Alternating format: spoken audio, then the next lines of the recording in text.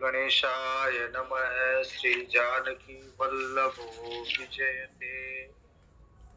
यन्मायावसुवर्ति विश्वमखिलं ब्रह्मादिदेवासुरा।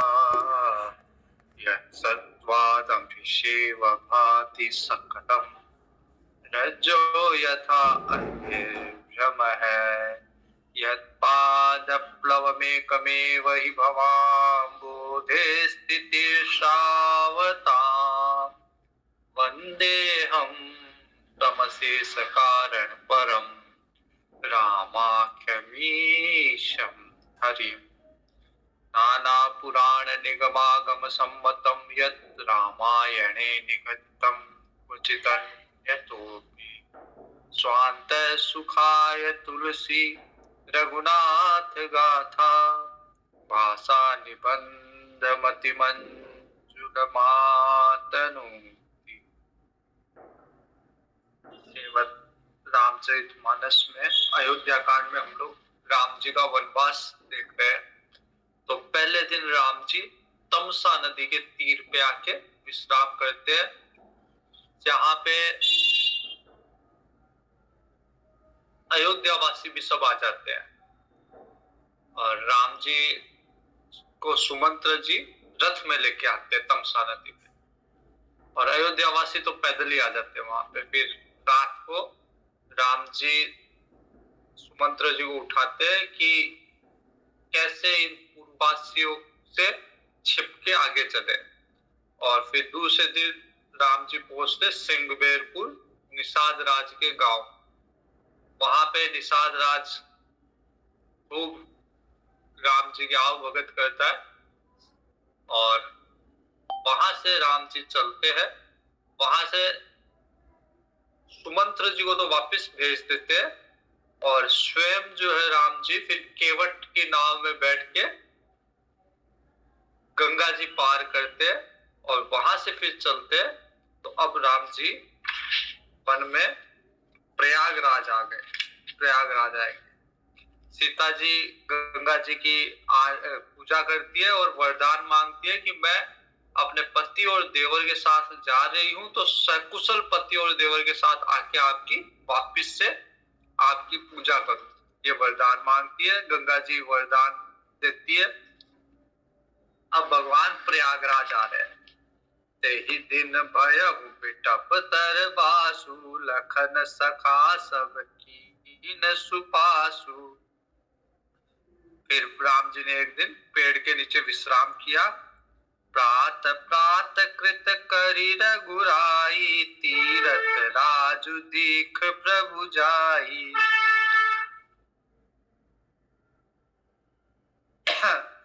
भगवान ने प्रातः काल की सब नित्य क्रिया करके और तीर्थ राज प्रयाग के दर्शन किए।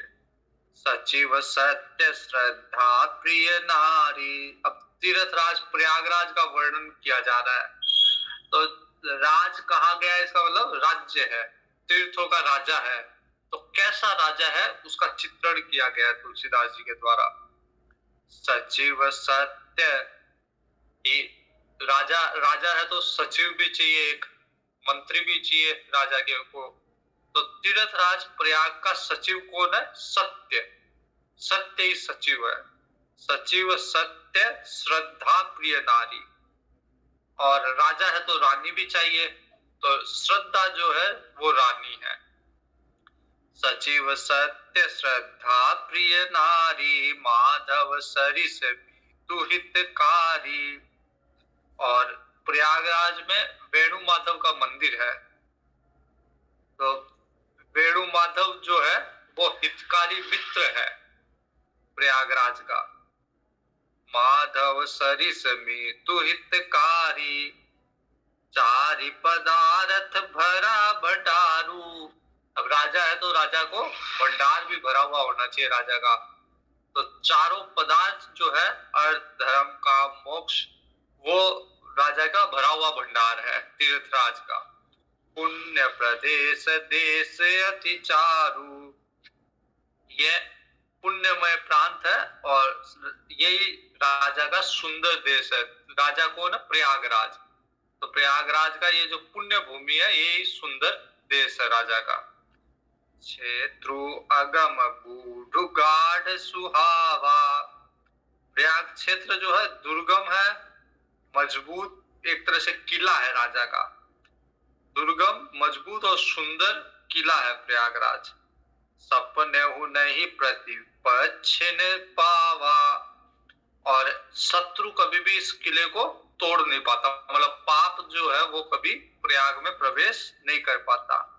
सैन सकल तीरथ बर बीरा, कलुष अनेक दलन रन धीरा। और संपूर्ण तीर्थ, प्रयागराज में संपूर्ण जो तीर्थ है वो उसके सैनिक है, जो पाप की सेना को कुचलने में बड़े रणधीर है। संगम सिंहासन सुठी सोहा। अब सिंहासन क्या है? प्रयागराज राजा है तो इसका सिंहासन क्या है? जो गंगा, यमुना और सरस्वती, इनका जो संगम है वही सिंहासन है। आज भी प्रयागराज में गंगा यमुना तो दिखती है संगम करती हुई, और सरस्वती जी लुप्त है। तो प्रयागराज के संगम के पास में किला बना हुआ है, अकबर का किला बोलते हैं। उस किले के अंदर, अब मिलिट्री के अंदर में है, फौज के अंदर है। तो कुंभ में जब मैं गया था तो वहां पे एक राजस्थान का एक हमारे गांव के पास का एक वो है आर्मी का, वो उसकी ड्यूटी थी वहां पे। तो वो ले जाता था हमें और पूरा किला दिखाता था अंदर से। वट वृक्ष जो है किले के अंदर ही है, तो सारा मिलिट्री के अंदर है। तो वट वृक्ष के पास वैसे तो किसी को नहीं, पहले तो बंद ही था, अब योगी जी ने उसको शुरू किया, लेकिन वो दूर से दिखाते हैं वट वृक्ष को। लेकिन मेरे को तो वो अंदर ले गया था। वहां का नियम है कि वहां कोई भी पत्ता नहीं तोड़ सकता उसका, वट वृक्ष का। और जो पत्ता गिर जाता है उसको फिर मिलिट्री वाले उठा के और उसको फ्रेम करवा के, और कोई गेस्ट आता तो उसको देते हैं, और मिलिट्री के पुजारी है वो पूजा वूजा करवाते हैं। और सबसे बड़ा वट वृक्ष का महत्व है स्पर्श करना वट वृक्ष को। और तो वहां पे एक कुआं है जो सरस्वती कहा गया है, संगम कहा गया है गंगा, यमुना और सरस्वती जी का। किले के अंदर एक कुआं है, उसको वो सरस्वती कुंड है, कुआं सरस्वती कुआं। वो कुआं संगम से कनेक्टेड है, गंगा जी आ रही है, यमुना जी, दोनों का संगम हो रहा है। और सरस्वती जी जो लुप्त कहा गया है वो उस सरस्वती कूप से कनेक्टेड है। अब इसको टेस्ट कैसे किया जाए कि ये कनेक्टेड है या नहीं है, तो उसके लिए आर्मी ने एक प्रयोग किया। वहां पे आर्मी ने उस कुएं के अंदर बहुत सारे कट्टे गुलाल के उस कुएं के अंदर डाल दिए, और फिर आर्मी के शिप खड़े रहते संगम में। तो वहां पे देखा कि वो जो गुलाल के कट्टे डाले थे तो वो पानी में बह के और वहां पे संगम में आ गए। तो इसलिए गंगा, यमुना और सरस्वती जी का संगम माना जाता है वहां पे। तो वो ही सिंहासन है तीर्थराज का। संगम सिंहासन सुठी सो शत्रु आख्या बटु मुनि मनु मोहा। और राजा सिंहासन है तो सिंहासन के ऊपर होना चाहिए। तो अक्षय वट का जो वृक्ष है वो सिंहासन है, वो छत्र है सिंहासन के ऊपर। चवर जमुन गंग, चवर जमुन अरु गंग तरंगा। अब राजा बैठा है सिंहासन के ऊपर, तो चवर डुलाना चाहिए, दोनों तरफ कोई चवर डुलाने वाला होना चाहिए। तो गंगा यमुना की जो तरंग है वो चवर डुला रहा है कोई। देखी होई दुख दारिद भंगा। जो भी इस संगम रूपी प्रयागराज का दर्शन भी करता है उसके दुख दारिद्र सब नष्ट हो जाते हैं। ते वही सुकृति साधु सुचि पावई सब मन काम, बंदी वेद पुराण गण कहि विमल गुण ग्राम। तो पुण्यात्मा पवित्र साधु लोग हैं जो प्रयागराज की सेवा करते हैं और मन इच्छा फल प्राप्त करते हैं। वेद शास्त्र पुराण जो है वो प्रयागराज के भाट है। भाट होते हैं कि राजा के गुणगान गाने वाले, तो वेद पुराण जो है प्रयागराज का गुणगान गाते हैं। ओ कही सकहि प्रयाग प्रभाहु, कलुष पुंज कुंजर मृगराहु। तो प्रयागराज का प्रभाव कौन कर सकता है?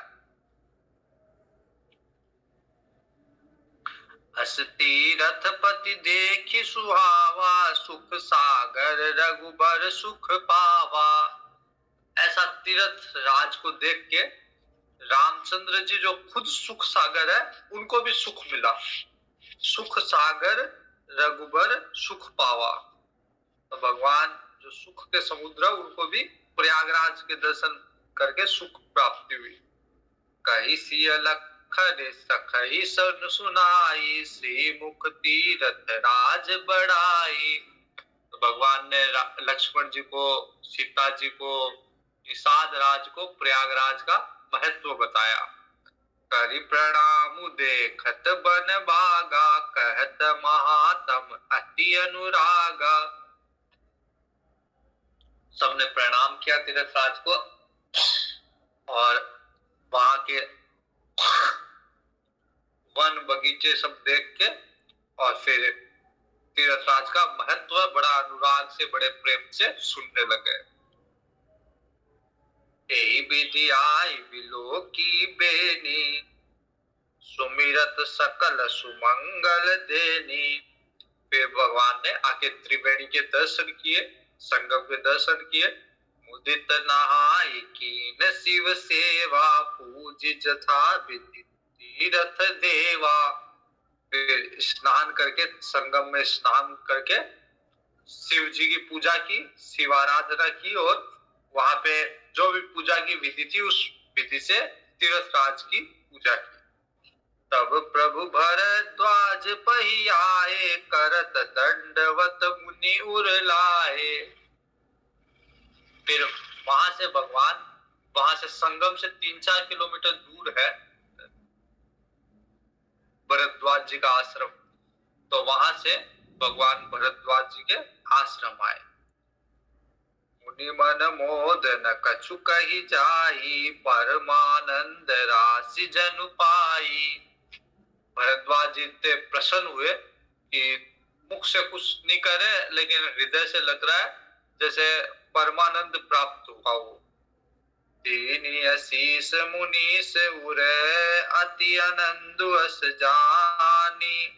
लोचन गोचर सुकृत फल, मनहु किए विधियानी।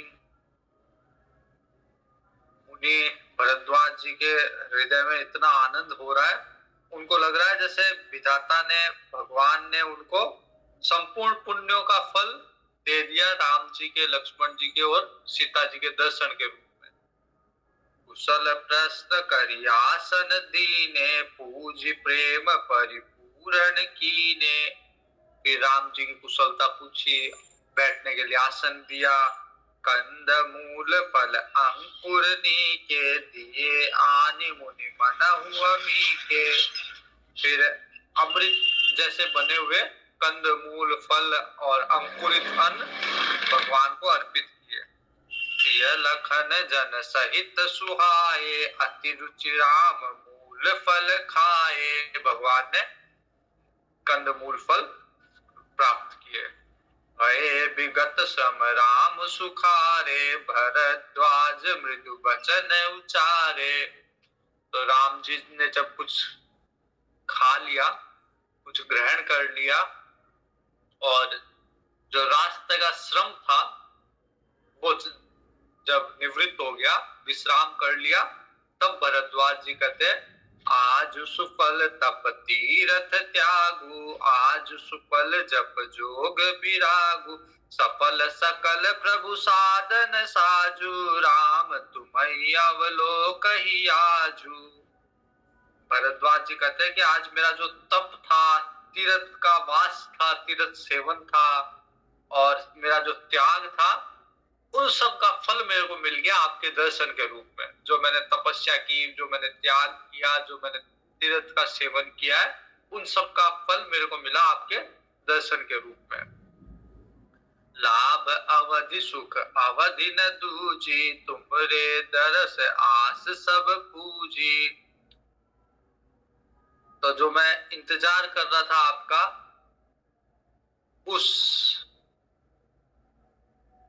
उसका मेरे को लाभ प्राप्त हुआ। मेरी संपूर्ण आशाएं, संपूर्ण मनोरथ पूर्ण हुए।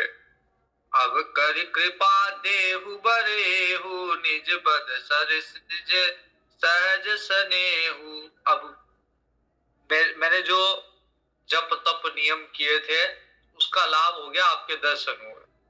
अब आपके दर्शन का लाभ होना चाहिए मेरे को, मेरी इच्छा का फल दो। और मैं जो आपसे मांग रहा हूं वो ये है कि आपके चरण में सहज स्नेह हो, सहज रूप से आपके चरणों में स्नेह हो, चरणों की भक्ति हो, ये मैं वर मांग रहा हूं। करम बचन मन छाड़ी छलू, जब लगी जनु न तुम्हार, तब लगी सुख सपने हो नहीं, किए कोटि उपचार।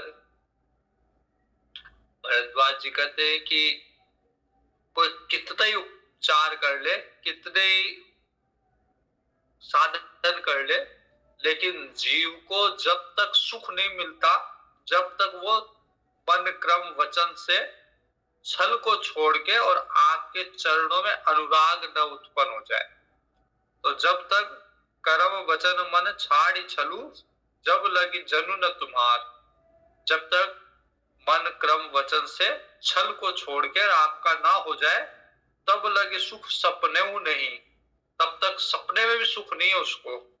कि ये कोटि उपचार, भले वो लाख उपचार कर ले, सुख की प्राप्ति के लिए 1000 साधन कर ले, 1000 उपाय कर ले, लेकिन उसको मिलेगा नहीं सुख, जब तक छल कपट नहीं छोड़ देगा और आपके चरणों में प्रीति ना हो जाए। सुनी मुनि बचन राम सकुचाने, भाव भगति आनंद अघाने, तब रघुबर मुनि सुजसु सुहावा, कोटि भांति कही सब ही सुनावा।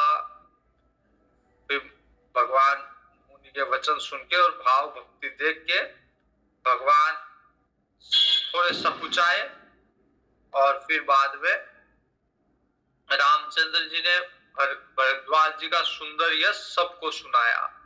सो बड़ सो सब गुण गण गेहू, जही मुनीष तुम आदर देहू। मुनि रघुबीर परस पर नवही, बचन अगोचर सुख अनुभवही। तो राम जी भरद्वाज जी को प्रणाम करते हैं, भरद्वाज जी राम जी को, राम जी भरद्वाज जी की प्रशंसा, भरद्वाज जी राम जी की प्रशंसा। दोनों एक परस्पर विनम्र, एक दूसरे के प्रति विनम्र भाव से झुकते हैं। और इससे जब प्रेम में एक दूसरे के सामने विनम्रता व्यक्त कर रहे हैं, तो इससे सुख जो मिल रहा है वो अनिर्वचनीय है, उसका कोई वर्णन नहीं कर सकता कि कैसे एक दूसरे के प्रति सम्मान व्यक्त करने में उनको सुख मिल रहा है। यह सुधि पाई प्रयाग निवासु, पटु तापस मुनि सिद्ध उदासी। तो प्रयागराज में जितने भी सिद्ध मुनि रहते थे, तपस्वी मुनि रहते थे, उदासीन रहते थे, और वटु मतलब ब्रह्मचारी रहते थे, सबको यह सूचना मिल गई कि भरद्वाज जी के आश्रम में राम जी आए हुए हैं।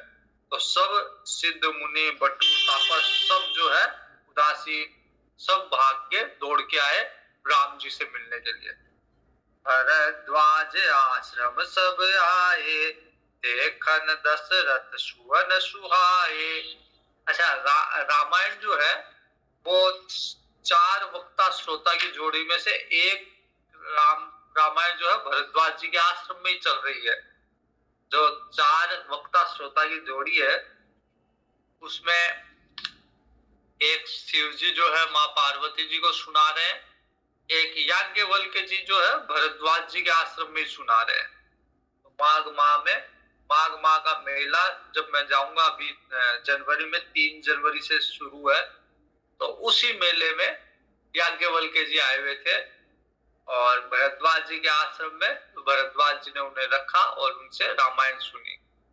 एक कागभूषण जी कहेंगे गरुड़ जी को, एक तुलसीदास जी अपने मन को।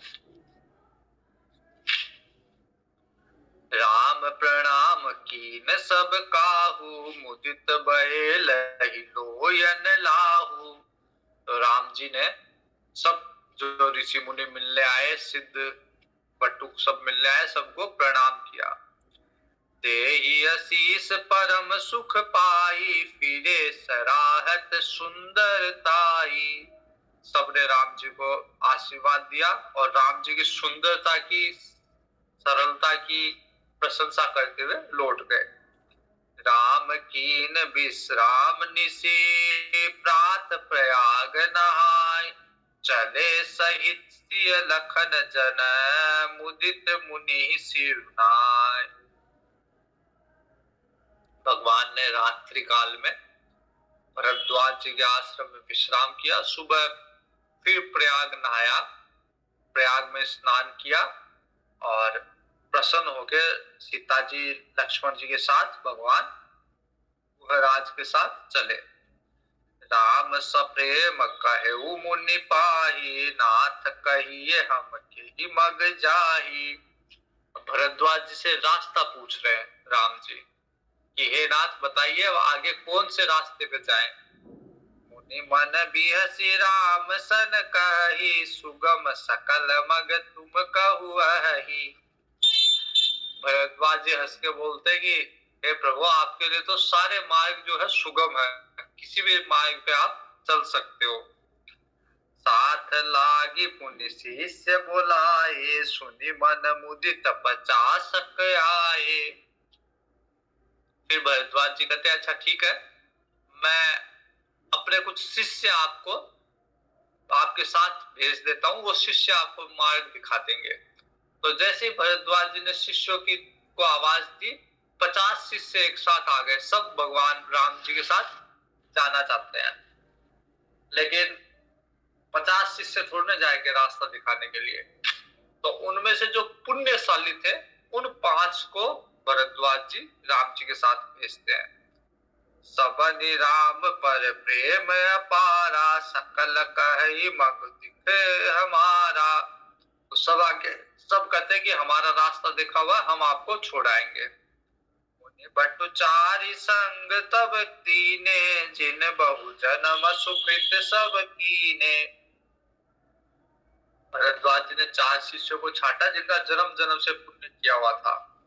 करि प्रणाम ऋषि आय सुपाई, प्रमुदित हृदय चले रघुराई। भरद्वाज जी को प्रणाम करके और राम जी आगे चले। ग्राम निकट जब निकसहि जाई, देखहि दरसु नारी नर धाई। होई सनाथ जन्म फल पाई, रही दुखित मनु संग पठाई। तो जैसे ही राम जी किसी गांव के पास से जाते हैं तो वहां के नारी, वहां के नर नारी सब आते हैं भगवान के दर्शन करने के लिए। उनको ऐसा लगता है जैसे वो आज सनाथ हो गए, लेकिन जब भगवान आगे निकल जाते हैं तो वो दुखी होकर वापस अपने गांव में आ जाते हैं। विदा किए बटु विनय करी, फिरे पाई मन काम। उतरी नहाए जमुन जल, जो शरीर सम श्याम। वहां भगवान ने कुछ दूर जाके वो जो बटु आए हुए थे भरद्वाज जी के शिष्य, उनको विनम्रता पूर्वक उनको विदा किया, वापिस भेजा और यमुना नदी के पास आके यमुना जी में स्नान किया। यमुना जी का जो जल है वो भगवान के रंग से मिलता हुआ श्यामल रंग है। तो यमुना जी के तट से वापस से भरद्वाज जी के शिष्यों को वापस भेज दिया। सुनत तीर बासी नर नारी, धाये निज निज काज बिसारी। तो यमुना जी के तट पे जो लोग रहते थे सब अपना अपना काम छोड़ के आ गए राम जी के दर्शन करने के लिए। लखन राम सिय सुंदरताई, देखी करही निज भाग्य बढ़ाई। सब राम जी की, लक्ष्मण जी की, सीता जी की सुंदरता की बड़ाई करते और अपने भाग्य की बड़ाई करते कि हमें इनके दर्शन हुए। अति लाल सा बसहि मन माही, नाव गाँव बूझत सकुचाही। जे दिन महु भय वीर दीप सयाने, तिन करि जुगति राम पहचाने। तो सबको इच्छा थी कि इनके पास जाए, इनका नाम पूछे, कहाँ से आए हैं ये राजकुमार, इनके बारे में जाने। लेकिन शर्म आती है गांव वालों को। तो फिर जो वयोवृद्ध चतुर थे उनमें से उन्होंने जाके राम जी को पहचाना, राम जी को युक्ति से उन्हें जाना। सकल कथा तिन सबई सुनाई, बनहि चले पितुआय सुपाई। तो राम जी ने भी फिर उनको बता दिया कि मैं दशरथ जी का पुत्र हूँ और पिता की आज्ञा प्राप्त करके वन को आया। सुनि सबिषाद सकल पछताही, रानी राय किन भल नाही।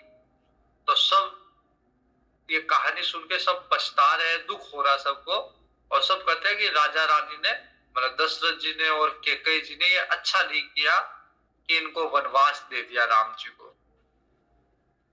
तेहि अवसर एक ताप सुहावा, तेज पुंज लघु बयस सुहावा। उस समय छोटी उम्र का एक तपस्वी आया राम जी के पास। कभी अलखित गति वेशु विरागी, मन क्रम वचन राम अनुरागी।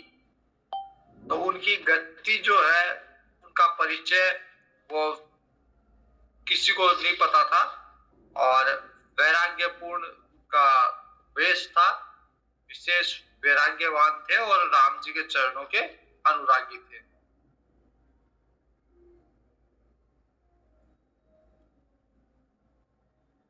कई कहते हैं कि ये जो तपस्वी थे ये वाल्मीकि जी थे।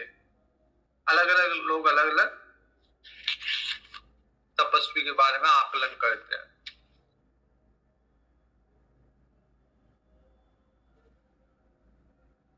कई हनुमान जी कहते हैं कि हनुमान जी थे। सहज सजल नयन तन पुलक, पुलक निज इष्ट देव पहचान। परे उदंड जिमिधर नितल, दशा न जाई बखान। जो तपस्वी था उसने भगवान को अपना इष्ट देव मान के, पहचान के और दंडवत प्रणाम किया। राम सप्रेम पुलकी उर लावा, परम रंक जन पार सुपावा। मनहु प्रेम परमारथ दोऊ, मिलत धरे तन कह सब को। बहुरी लखन पायन सोई लागा, लीन उठाई उमगी अनुरागा। पुनि सिय चरण धूरि धरि सीसा, जननी जानी शिशु दीने असीसा। तो तपस्वी ने राम जी को दंडवत प्रणाम किया, लक्ष्मण जी को प्रणाम किया और जानकी जी को प्रणाम किया। निषाद दंडवत, निषाद राज ने उसको प्रणाम किया। पियत नयन पुट रूप पीयूषा, मुदित स्वसन पाई जिमि भूखा। तो अपने नेत्रों के द्वारा भगवान के रूप का पीयूष जो है वो पी रहा था तपस्वी। ते पितु मात कहूं सखी कैसे। अब जो वनवासी है, जो आसपास के गांव वाले हैं, वो आपस में बात कर रहे हैं कि कैसे माता पिता है जिन्होंने इनको वन में भेज दिया, इन राजकुमार को वन में भेजा है। ते पितु मातु कहु सखी कैसे जिन पठाए वन बालक से। ये जो बालक है ये वन लायक थोड़ी है, कैसे माता पिता है जिन्होंने इनको वन में भेजा है। राम लखन सिय रूप निहारी होई सने विकल नर नारी। का रूप देख के जो नर नारी है वो विकल हो रहे हैं कि कैसे इनको वन में भेजा इनके माता पिता ने। तब रघुबीर अनेक विधि सखहि सिखावनु दीन। राम रजाय सुशीष धरी भवन कवन तेहि की। राम जी ने वहां से निषाद राज को भी लौटा दिया, निषाद राज से भी आग्रह करके उसे उन्हें भी लौटा दिया। पुनिसिय राम लखन कर जोरी जमुनहि कीन प्रणाम बहोरी। राम जी, लक्ष्मण जी और सीता जी तीन वन में जा रहे, यमुना जी को प्रणाम किया।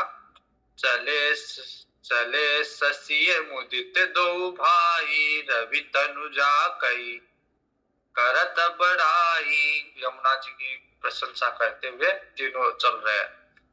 पथिक अनेक मिलहि मग जाता कहि सप्रेम देखी दो भ्राता।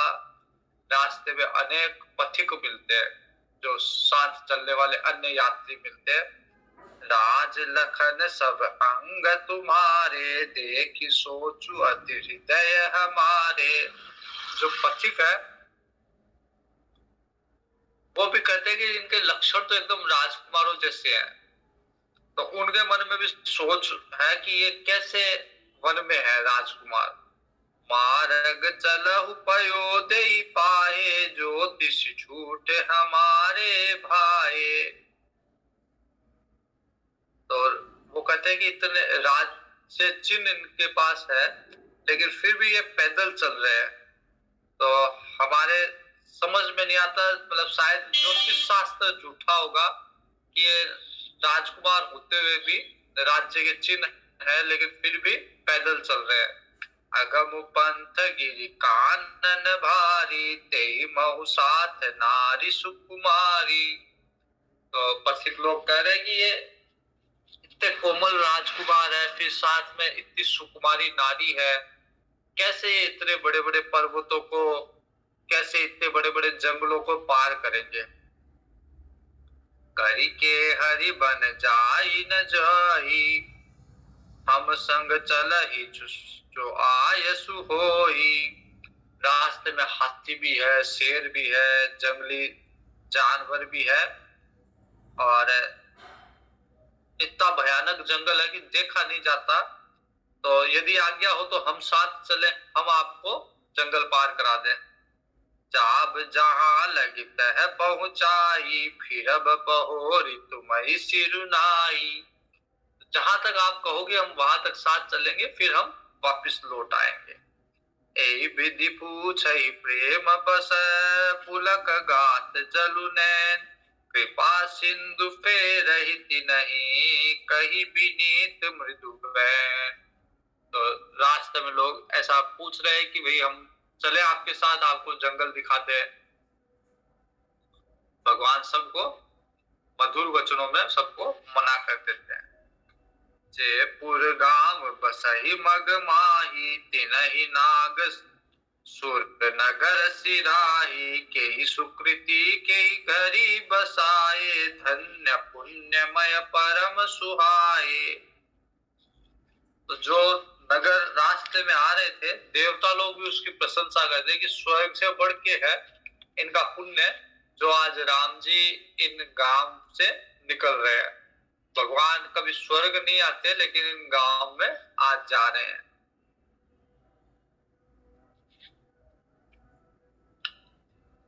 जह जह राम चरण चली जाही तिन समान अवरा अमरावती नाही। पुण्य पुंज मग निकट निवासी तिनहि सराही। सुरपुर भासी जय भरि नयन बिलो कही राम ही सीता लखन साहित घन श्याम ही जय सर सरित राम अवगावहि तिनहि देव सर सरित सराहि जेहि तरु तर प्रभु बैठे ही जाई करहि कलप तरु तासु बढ़ाई परसि राम पद पद्म परागा मानति भूमि भूरि निज भागा। तो जहां पे राम जी के चरण पड़े हैं और जो इस पेड़ के नीचे राम जी बैठे हैं, जिस सरोवर से राम जी जल ले रहे हैं, तो स्वर्ग के कल्प वृक्ष भी स्वर्ग का सरोवर भी उनकी बड़ाई करते हैं कि कैसे भाग्य है कि राम जी इस वृक्ष के नीचे बैठे इस सरोवर के से पानी पी रहे हैं। छाई करई घन विबुध घन बरसहि सुमन सिराही देखत गिरिबन बिहग मृग राम चले मग जाही। राम जी जंगल में पशु पक्षियों को देखते हुए जंगल में चलते हैं, बादल ऊपर छांव करते हैं, भगवान के देवता पुष्प वर्षा करते रहते हैं।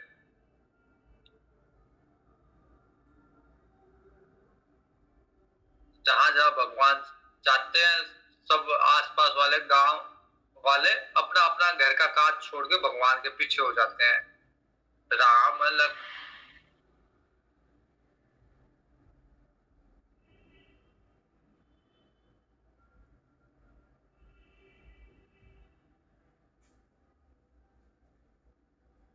एक दूसरे से कहते हैं कि अगर आंखों का लाभ लेना है तो राम जी, लक्ष्मण जी और सीता जी के दर्शन कर लो।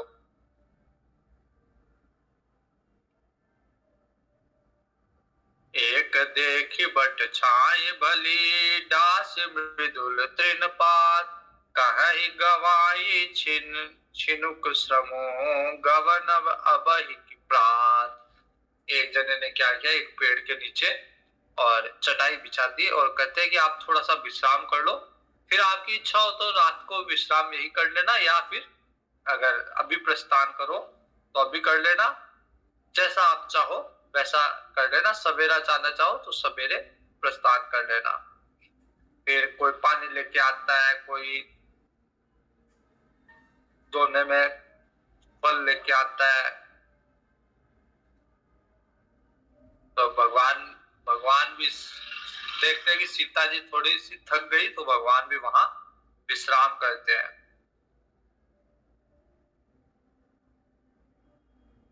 जटा मुकुट सीसनि सुभग उर्भुज नयन विशाल शरद परब विदु बदन बर लसद स्वदेत कंजाल।